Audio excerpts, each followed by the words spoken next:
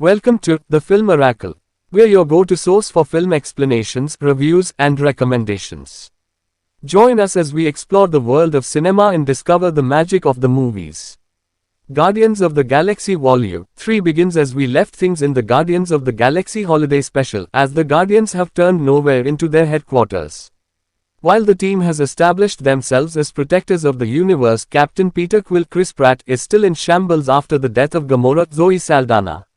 Sure, there is a Gamora alive in the universe coming from a different timeline, but she leads a different life and wants nothing to do with the Guardians or Peter. The hard work of rebuilding nowhere and turning it into a safe haven for those in need is suddenly interrupted when the Guardians are attacked by Adam Warlock Will Poulter. Adam is the perfect being created by the High Priestess of the Sovereign Civilization Elizabeth Debicki and teased on an end credit scene of Volume 2. However, as Volume 3 reveals, the Sovereigns themselves are creations of the High Evolutionary Chukwudi Iwuji, a scientist so obsessed with creating the perfect species he doesn't mind how many lives he destroys in the process. The High Evolutionary wants to retrieve Rocket, the only one of his creations that showed to be capable of creative thought beyond their original programming. And since the Sovereigns serve the High Evolutionary, the High Priestess sends Adam to do the kidnapping job. Things don't go as planned, though, and before he retreats, all Adam manages to do is badly hurt Rocket. Unfortunately, the High Evolutionary installed a fail-safe on Rocket's heart to prevent anyone from stealing his scientific secrets. So, any attempt to cure Rocket brings him closer to his death. That's why the Guardians decide to risk everything to save their companion. If you like my explanation, please like the video. Since the Guardians don't know anything about Rocket's past, they just follow the clues they have and break into OrgoCorp, a planet-sized corporation entirely made from organic tissues. OrgoCorp is the legitimate business kept by the High Evolutionary to fund his cruel experiments and is the official entity from where Rocket's enhancements theoretically came. So, OrgoCorp possesses the files the Guardians need to bypass Rocket's failsafe. The Guardians leave Cosmo, Maria Bakalova, and Kruglin, Sean Gunn to defend Nowhere while Nebula, Karen Gillan calls Gamora for help. After the events of Endgame, Gamora is working with the Ravagers, so she convinces the space pirates to help the Guardians for an immense amount of money. The Guardians' adventures on OrgoCorp don't give them the key to shutting Rocket's failsafe. Even so, it reveals the gruesome details of the High Evolutionary's experiments. Still motivated to save Rocket's life, the Guardians follow the coordinates to the High Evolutionary's base in Counter-Earth, a strange planet populated by anthropomorphic animals. Gamora wants to return to the Ravagers by then, but since there's no time to lose, she gets stuck with the Guardians until the final showdown. Meanwhile, the High Priestess and Adam are still following the Guardians, hoping to get the High Evolutionary's prize before their master and win their favor back after the previous defeat. There are a lot of players on Gunn's board, but things get even more complicated before the third arc. When the Guardians get to Counter-Earth, they split up. Mantis, Pom Kalmanteef, and Drax Dave Bautista are charged with staying on the ship to protect Rocket. Meanwhile, Nebula, Star-Lord, and Groot, voiced by Vin Diesel, go to the High Evolutionary's headquarters. Unfortunately, Nebula has to wait outside since the High Evolutionary doesn't allow her to come in due to her cybernetic implanted weapons. In addition, Drax decides to ignore Quill and takes Mantis to the High Evolutionary base. Star-Lord and Groot confront the High Evolutionary, who reveals he's done with Counter-Earth as the civilization proved imperfect. Peter and Groot blast their way out of the High Evolutionary Tower just as the villain decides to leave the world he created behind, destroying everything and killing the billions of people that inhabit Counter-Earth.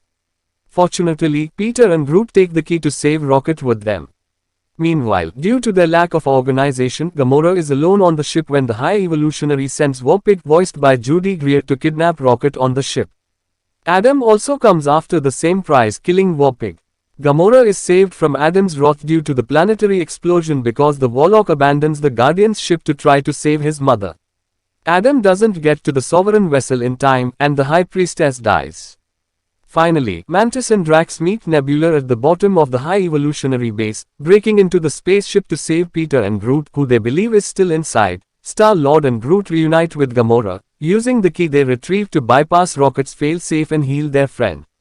For a moment, it looks like Rocket is gone as he visits the afterlife and talks with his former cellmates who were tortured and killed by the High Evolutionary.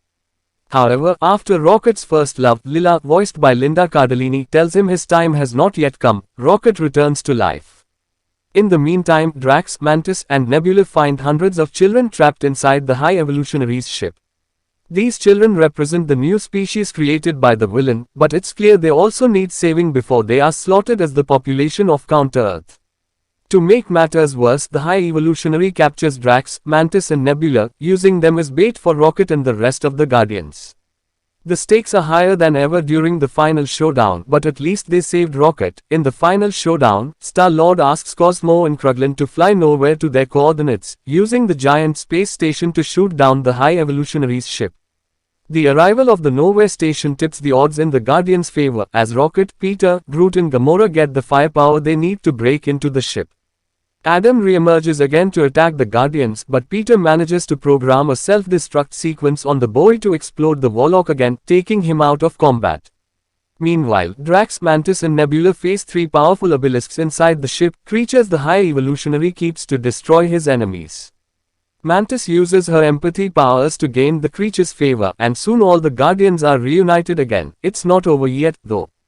As soon as everyone knows the High Evolutionary keeps children in the basement, the Guardians join forces to release all the prisoners. At the same time, the High Evolutionary unleashes an army of creatures in Nowhere, forcing Kruglan to overcome his doubts and master the flying arrow left to him by Yondu Michael Rooker. Together, Kruglan and Cosmo fight off the invaders and protect the people of Nowhere. Inside the ship, the Guardians mow down the High Evolutionary's forces to get to the prisoners. After the fighting is done, the Guardians push the High Evolutionary ship close to Nowhere to create a way for everyone to escape safely. The children escape, and even Adam gets rescued by Groot, who tells the Warlock everyone deserves a second chance. During all the action, the High Evolutionary crew stages a mutiny since they feel their leader has lost sight of his mission and is too focused on revenge. The High Evolutionary kills his crew and destroys the ship's controls, which later forces Cosmo to use telekinesis to keep the ship close to Nowhere while the prisoners escape. The High Evolutionary appears again while Rocket investigates the crates filled with animals in the ship's lab. He realizes he was once a raccoon, as Peter always told him, and decides that every life is worth saving, not only humanoid life. It's then that the High Evolutionary attacks Rocket. The two fight until the Guardians come to Rocket's rescue. Once the villain is subdued, Rocket decides not to execute him, as he feels that wouldn't be the proper way for a Guardian to act. Even so, Rocket convinces his teammates that every animal must be saved, leading them all in a race against the clock to get everyone out of the High Evolutionary's ship before it explodes. By the time the main villain is defeated, we are all surprised to see all the Guardians survived the ordeal. However, Gunn has crafted one final scare. While everyone is running away, Peter drops his Zune. Peter returns to catch it but doesn't have the time to escape to safety. It looks like that might be the end of Star-Lord, but Adam saves him at the last moment, moved by Groot's words. And so, the Guardians emerge victorious even though the team will never be the same. After all is said and done, each Guardian feels they should decide what to do next. Peter thinks it's time to return to Earth and face the human family he left behind, so he leaves the command of the Guardians and his Zune to Rocket. Mantis realizes she also needs to figure out who she wants to be and decides to go alone on a self-discovery journey, accompanied by her new obelisk friends. Nebula retires from the Guardians, determined to care for the children they rescued with Drax, whose father instincts are essential for raising a new generation of people.